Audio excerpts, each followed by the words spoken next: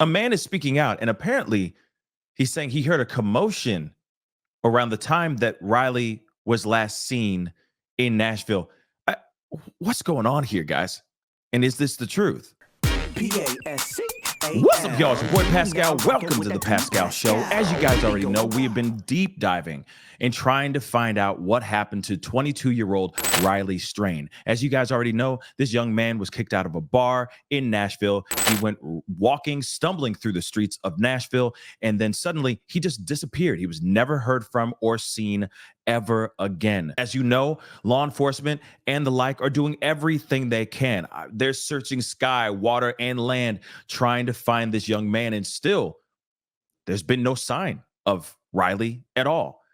But recently, in the last few shows that I've had a few callers call in. We actually had somebody calling into the show that actually said that they saw someone wearing a shirt that closely matched the shirt that Riley was last seen wearing. Okay. Then just yesterday morning, we had an amazing show, and another person called into the show basically saying that, hey, the person that was wearing that shirt, allegedly it was Riley's shirt. Now, if that's true, I don't know. That's one thing I'm still trying to figure out. Again, this could be nothing, could be everything all at the same time.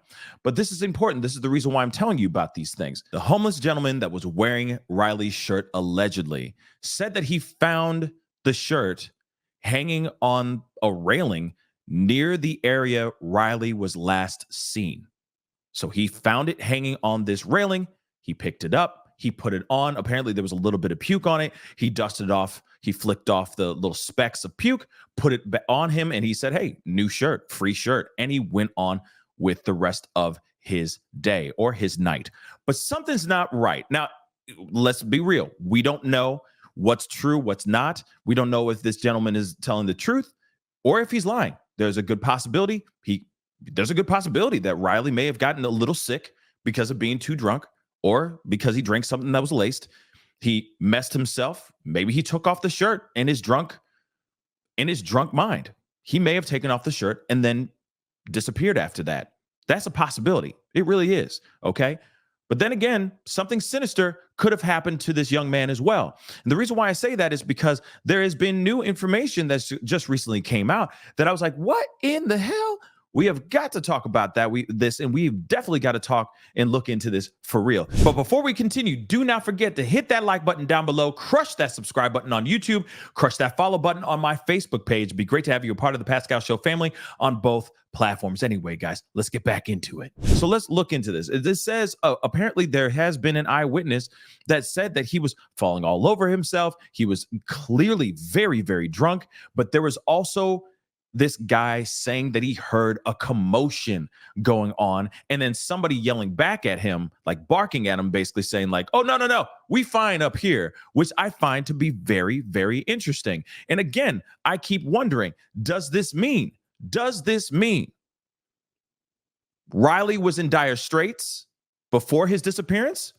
Or was this another altercation that he's talking about? It is Nashville. It's Friday night.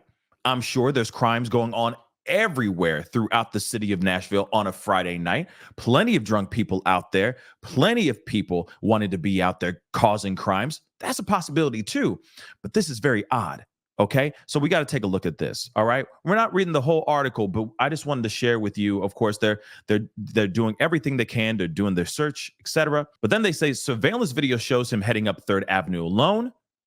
He can be seen crashing into a pole, which we've seen in that video. Okay, it looks like he's hit his head. Okay, and that may have he may become concussed from that hit. You never know, right?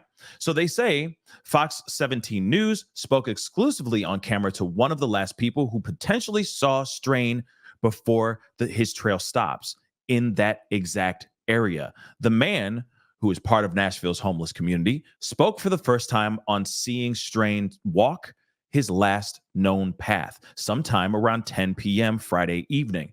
He said, we heard a commotion, and I'm wondering who we are, okay? I'm wondering how many other people actually were in the area and heard this alleged commotion. So he says, we heard a commotion, said the man, who asked not to be identified. Okay, that's fine. He lives near the river with his wife down an embankment, from Gay Street. Okay. We looked back up. He almost fell over. The last bush right there caught him. He was very, very, very intoxicated. I've never seen anybody stumble that hard before. He said he didn't head closer to the street to check on Strain since someone else was already there. I yelled up. They said, "He's just drunk. He's okay." The man said he reported the entire encounter to detectives and Strain's family. He said Strain continued to the same direction up First Avenue. However, that's where Strain's trail stops. No other footage or cell phone activity go beyond that point circa 10 p.m. Other security footage just a block up from the Justice A.A. Birch building doesn't appear to show Strain pass by, according to his family.